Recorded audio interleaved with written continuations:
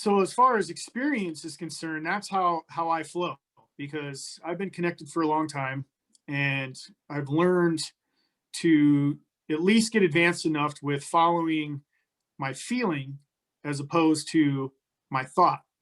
And Okay. so one big phrase I always say to people, and some people kind of like to make fun because that's the ego they're still trying to overcome, but thought is the language of the mind, and feeling is the language of the heart. And we get feeling from truth, right? So intuition, if you have a gut feeling, it's trying to tell you a truth, like your girlfriend's cheating or whatever the case may be. You have that gut feeling, but your mind always jumps in and says, no, no, that's not true. You didn't see it happen. It's not real, right? Yeah. So the language of the mind is thought. The language of the heart is feeling, and feeling comes from truth. And we get truth from knowledge, right? And where knowledge comes from is experience, because experience can't lie, but words and thoughts can. You can't disprove experience. So, or even just a better analogy would be is if you're at your job, right? Yeah. You're at your job and somebody's telling you that you don't double clutch, right? You're Right. supposed to single clutch. So you'd resonate with this. Yep. Yep. And somebody says, well, that's not how I teach my people at trucking school. You're supposed to double clutch. And you're like, well, no, it's actually better to single clutch because I've been doing this for however many years, physically doing this. And I'm telling you from experience that it's better. Right. And so that's the thing is we get so caught up with our ego, which is our mind, and ego stands for edging God out. Our Oh, mind is trying to convince us that it's running the show. And the reason it does that is from subconscious programming through our electronics and frequency programming through radio and TV and things like that. But again, experience is the only truth. Now, do I ever read anything? Yes, I do. I do read things to get knowledge, but only if I'm guided to read that. And that's some people that'll be on a different level that they're not experiencing quite yet. okay. But for the most part, my knowledge comes from experience. So the things that I'm telling you right now have come from my experience. And you can't disprove that because I physically lived it. Whereas you can have all kinds of different analogies and perceptions on the same book that everybody read, right?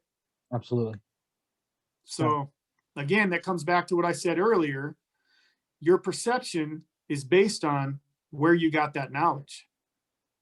And if you have, I know if you're like me, you probably have, I myself probably have like 5,000 questions going in at once. So we are going to have things where, I guess where you can write down a question or you get in touch with us through, and then I'll edit it in or whatever if you want to figure out something where people can get in contact with us if they have just any say questions. just say if you guys have questions, just comment down below, because Okay. we'll be on YouTube. Just be like, if you guys have any questions, maybe we'll have a live chat. We'll take live questions. Just comment down below with any questions or anything you'd like to add, blah, blah, you know what I mean? Right. I'm trying Something to like look, that. Just keep it going.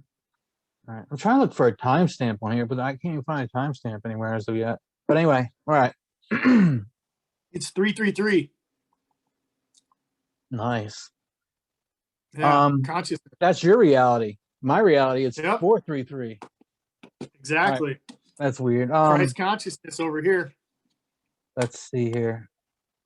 Which brings me to, the next thing. I have many questions in my head, as long I'm sure everybody else does. You can always just leave them down below, you know how to do it, my friends. So another thing is, I just want to, before we go here, I just want to know, did you know the Chinese actually put rice in their mortar to help build the Great Wall of China? And that what gives it the structure and why it's still healthy today because of rice. And I mean, it's ingenious, I mean, take one thing that you have, and I can imagine too, it helps save on the mortar, and I thought it was pretty cool, a little cool and interesting fact. What kind of rice? Heirloom rice? I don't know. Chinese rice, wall rice. Well, see, again, that's going to come down to perception, because we get 80% of America's rice from China, and they've learned a philosophy, or they've learned a strategy to synthesize rice to make it what is it, 70% plastic, so they can mass Ooh. produce it at a cheaper rate and send it to us. Oh, and And I a good love way to rice. test for that is you can throw it in your frying pan, turn the frying pan on high, and if it turns black and it's burned, if it turns black instead of brown, you know it's burned. Or if it curls up or it melts, it's plastic. Or you can throw it in a pot of water. And if you've ever seen rice float to the top, like all your rice is on the top of the water, it's plastic because it's hollow. It's horrible.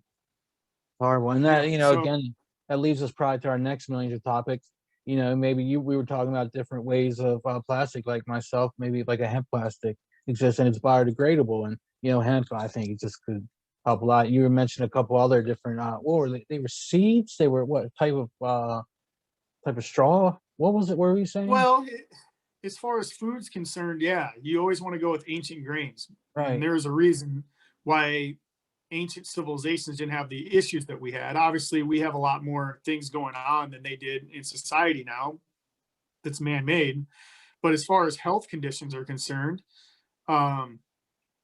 food-wise, they were better off because they just stuck to the basics. That's and they'd gather food with berries and everything.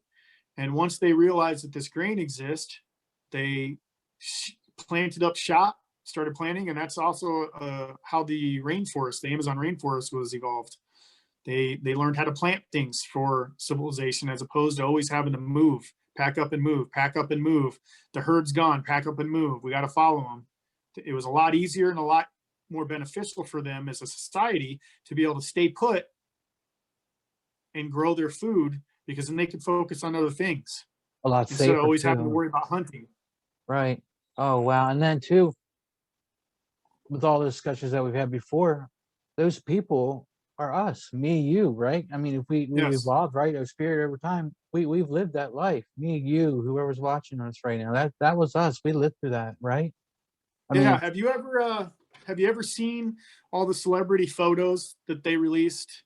And see, the thing is they've been disclosing the truth to us for pretty much most of our lifetime. It's just whether you're coherent, or I should say conscious enough to see it. But there is a time frame where the big fad was, look at this celebrity like Nicolas Cage, and then look at this guy from the Civil War era. They look exactly alike. Or Sylvester Stallone looks exactly like this guy from 1850. What that really was is just the fact that we reincarnate, right? So we might be in different bodies, but the general consensus from my perspective is that we always at least keep the same facial features or same facial type. So we're going to look similar to what we did in the past in the face, but our bodies might be different. We might be thicker, we might be skinnier, we might be taller, things of that such, but our face never changes.